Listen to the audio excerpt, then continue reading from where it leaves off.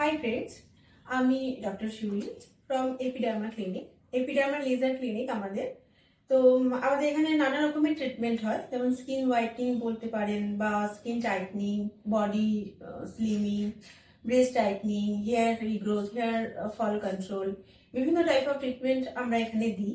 কিন্তু এখন কিছুদিন ধরে আমরা দেখতে পাচ্ছি যে অনেক পেশেন্ট আছে যারা স্কিন টাইটনিং এর জন্য রিকোয়ারমেন্ট আসছে, কিন্তু ঠিকঠাক তাদের স্কিন টাইটনিং কিভাবে হয় সেটা ঠিক করে তাদের ভালো করে কনসেপ্টটা জানা নেই। তো আমাদের ফ্রন্ট ডেস্কে যে থাকে সে হচ্ছে আমাদের প্রিয়াঙ্কার কাছে এরকম ধরনের অনেক কোশ্চেন আসে বা অনেক ফোন আসে যে আমরা কিভাবে স্কিন টাইটনিংটা করব, আর সেটা কতদিন স্টেবল হবে, আর কোন মেথডে হবে, মানে টেকনিকটা কিভাবে হবে, এবং সেটা অবশ্যই ইনভেসিভ ট্রিটমেন্ট হবে না নর্মাল মানে ডে কেয়ার ট্রিটমেন্টের মধ্যে হবে। এইরকম নানা ধরনের কোশ্চেন আছে যেগুলো হচ্ছে সবার জানা দরকার। তো সেক্ষেত্রে দুর্গাপুরে যেহেতু আমাদের প্রথম লেজার ক্লিনিক স্টার্ট হয়েছে এবং কন্টিনিউয়াসলি চলছে 8 to 9 ইয়ার্স ধরে, তো সেক্ষেত্রে কনসেপ্টটা আমাদেরই ক্লিয়ার করে দেওয়া ভালো।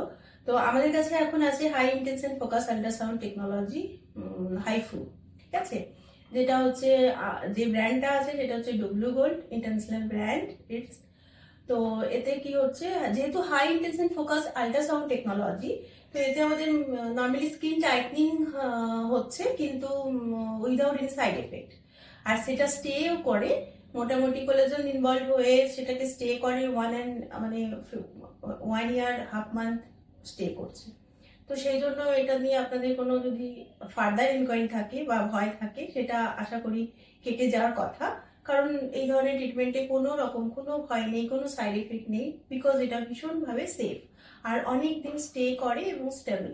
আর আগে যেরকম মানুষ সার্জিক্যাল প্রসিডিওরে টাইপিং করতে পারতো, আর কোনো প্রসিডিওর ছিল না, এখন কিন্তু সেটা নয়। এখন একদমই সেফ একটা প্রসিডিওর, যেটা হচ্ছে skin tightening high intensity focus ultrasound, that means হাইফু।